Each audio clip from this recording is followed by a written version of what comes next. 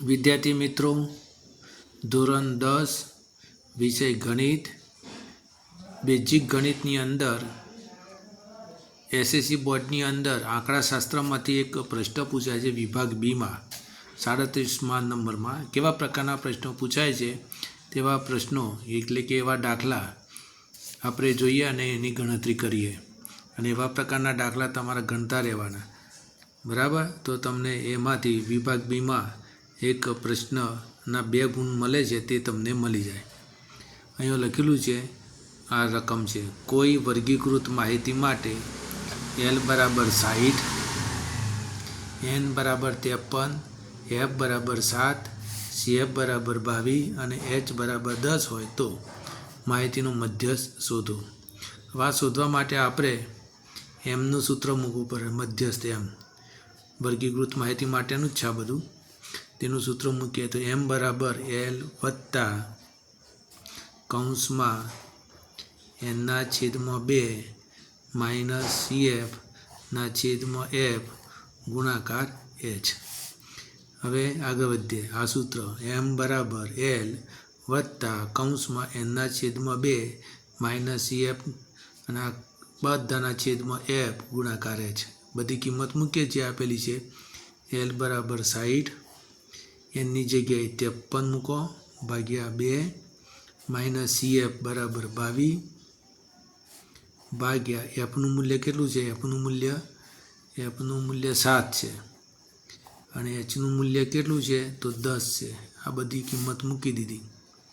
જુઓ, કોઈ પણ દાખલો ગણો, સૂત્ર મૂકો એટલે તમારા અડધો માર્ક બોર્ડની અંદર મળે, ભલે ના આવડે કંઈ. અને સૂત્ર સાચું હોય તો એમાં કિંમત અંદર આપેલી હોય એ મૂકો, બરાબર. તો કોઈ તમને 1 ગુણ મૂકે આ 2 ગુણમાંથી. પછી આગળ સાદુરૂપ આપતા જાઓ.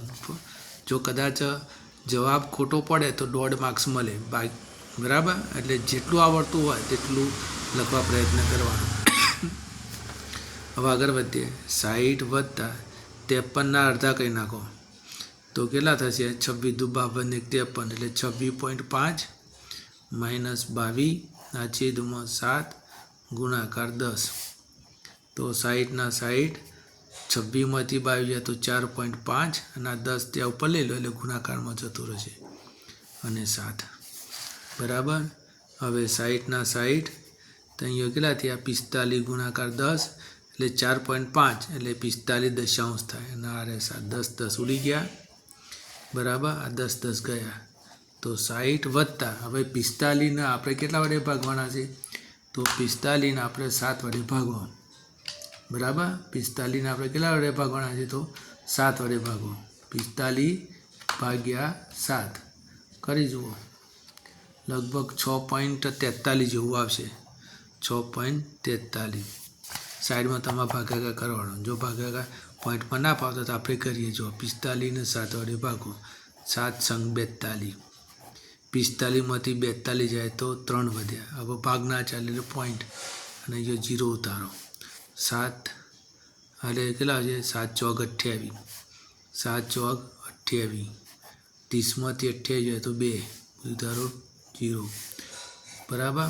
7 તારી 21 થઈ જાય એટલે 7 દુના 14 એટલે 6. હવે આગળ વધીએ.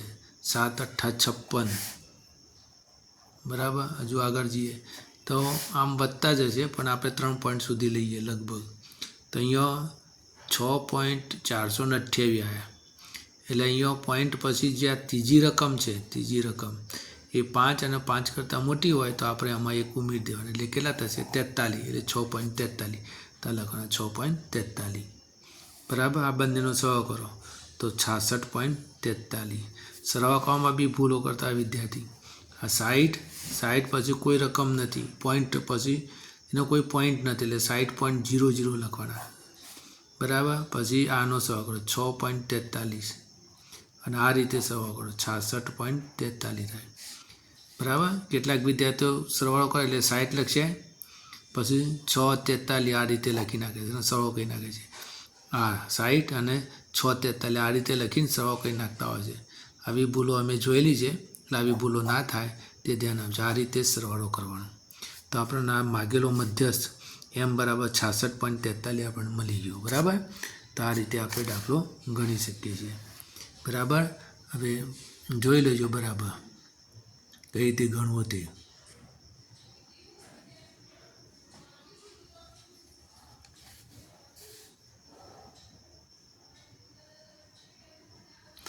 ચલો એવા જ પ્રકારનો બીજો એક આપણે દાખલો જોઈએ.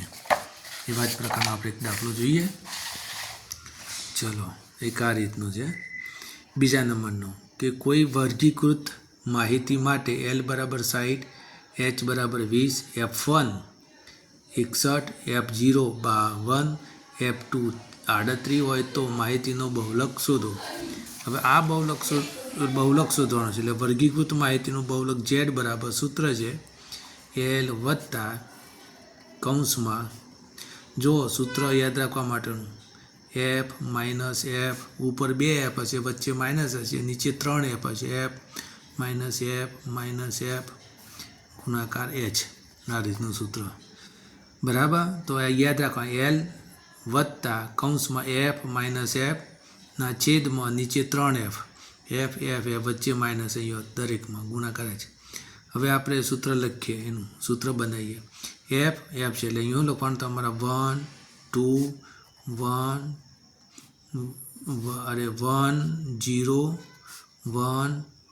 0 2 2. ચલો F માઇનસ F પછી F માઇનસ F પછી લખવાનું અહીંયા 1 0 1 0 2 2 1 0 1 0 2 2. આ રીતનું સૂત્ર થઈ ગયું. બરાબર. ફરીથી બનાવીએ. જો આ L Z બરાબર L વત્તા કૌંસમાં F માઇનસ F ગુણાકાર H 1 0 1 0 2 2. આવું એક સૂત્ર. એટલે F1 માઇનસ F0 ના છેદમાં 2F1 minus F0 minus F2 ગુણાકાર H. તો આ સૂત્રની અંદર આપણે કિંમતો મૂકી દઈએ. ચલો L કેટલો આપેલો છે તો 60 આપેલો છે, વત્તા F1 કેટલો આપેલો છે તો 61 આપેલો છે. બરાબર. માઇનસ F0 કેટલો આપેલો છે F0 52 આપેલો છે. ચલો 2 ગુણાકાર F1 એટલે 61 બરાબર, માઇનસ F0 એટલે 52 માઇનસ F2 કેટલો છે 38 માઇનસ 38 ગુણાકાર H કેટલો આપ્યો છે તો 20.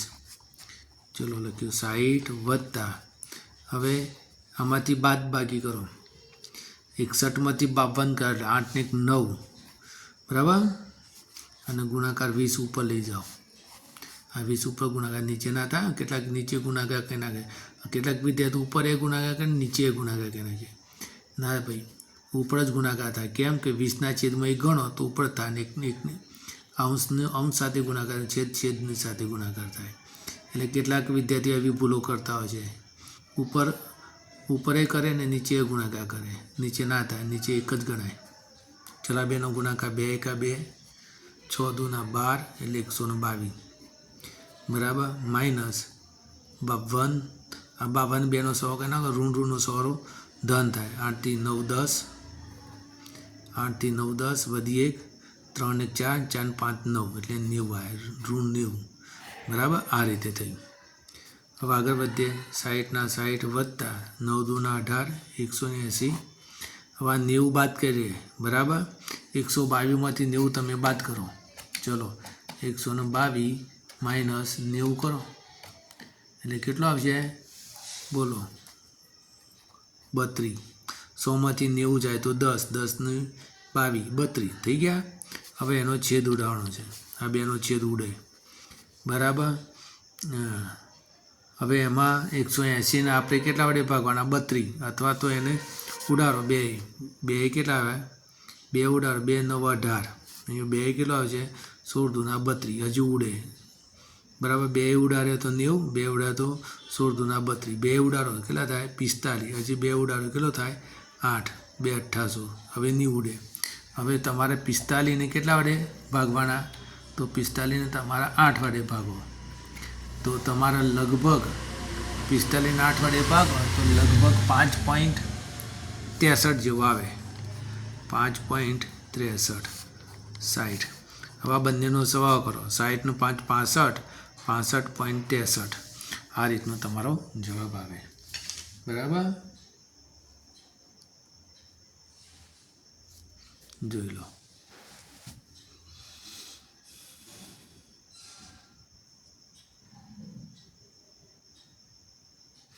ચલો બીજો એક દાખલો લઈ લઈએ આપણે. ત્રીજો નંબરનો, એક વર્ગીકૃત માહિતી માટે પ્રચલિત સંકેતોમાં L બરાબર 40, H બરાબર 15, F1 બરાબર 7, F0 બરાબર 3 તથા F2 બરાબર 6 હોય તો માહિતીનું બહુલક શોધો. બરાબર, તો આ પ્રકારનો દાખલો છે. તો આવા પ્રકારના બધા SSC બોર્ડમાં વિભાગ બીની અંદર પૂછાતા હોય છે. તો આ રીતે તૈયાર કરતા રહેજો અને આ વિડીયો જોતા રહો અને સબસ્ક્રાઈબ કરતા રહેજો અને લાઈક પણ કરતા રહેજો, એટલે બીજા વિડીયો બનાવવાની મજા આવે.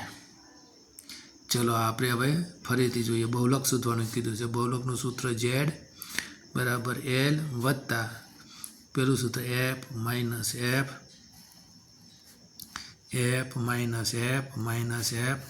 ગુણાકાર H. સૂત્ર આપણે બનાવી દઈએ. 1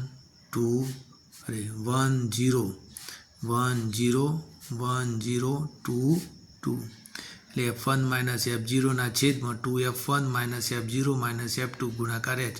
એટલે આખું સૂત્ર Z બરાબર L વત્તા કૌંસમાં F1 માઇનસ F0 ના છેદમાં 2F1 minus F0 minus F2 ગુણાકાર H. ચલો Lનું મૂલ્ય કેટલું આપ્યું છે? તો 40. F1 કેટલા આપેલા છે? F1 7. F0 કેટલા છે? 3. તો અહીંયા 2 7 2 ગુણાકાર 7 માઇનસ 3. F2 કેટલા આપેલા છે? F2 6 ગુણાકાર H કેટલો આપ્યો છે? તો 15. આ H બરાબર 15. કિંમતો મૂકાઈ ગયું. 40 વત્તા 7માંથી 3 જાય તો 4 અને 15 ઉપર લઈ લો. હવે 7 દુના 14, ઋણનો સવારો ઋણ થાય 9. 40 વત્તા બરાબર આપણે 9થી 10 11 12 13 14 આમ જ રહેવા દે છે. રૂડા તફાવત 4 ગુણાકાર 15. 9થી 10 11 12 13 14 કેટલા વધે? 5. 9 5 14. હવે એનો છેદ 5 તરી 15. 40 વત્તા 4 તરી 12. આ બંનેનો સરવાળો કરો તો કેટલો થશે? 52. તો આપણે મળી ગયું. એટલે Z બરાબર કેટલા મળશે? 52. એટલે બહુલક Z બરાબર 52.